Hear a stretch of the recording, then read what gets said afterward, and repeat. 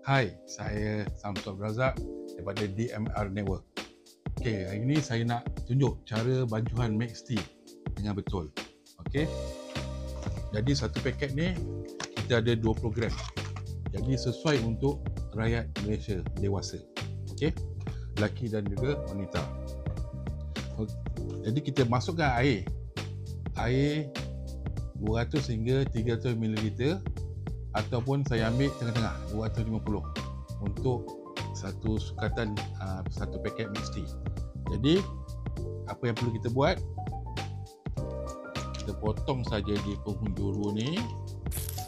Okey, kita masukkan MaxT. MaxT ni adalah ekstrak herba terpilih. Kita bukannya powder, dia ekstrak. Jadi bila ekstrak ni dia tak ada tinggal dia punya debu-debu ataupun dia punya balance. Larut dalam air yang kita bancuhkan ini. Jadi kita boleh tahu air sejuk ataupun air warm water pun boleh. So selamat mencuba. So saya minum dulu. Bismillahirrahmanirrahim.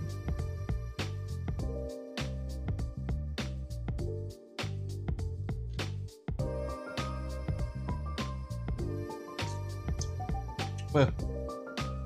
Rasa dia macam lemon tea. Dia ada pahit sikit. 1, 2, 3, 4. Itu adalah herba. Herba tu memang rasa pahit-pahit. Ubat pun pahit kan.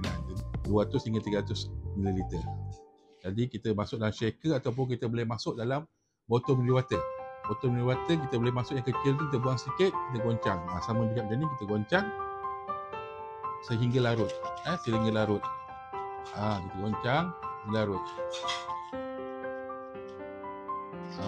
Jadi kita dah boleh tengok di sini tiada dia punya baki-baki, dia punya ekstrak. Ini dia larut semua. Dapatkanlah MaxT segera daripada DMR Network. Terima kasih.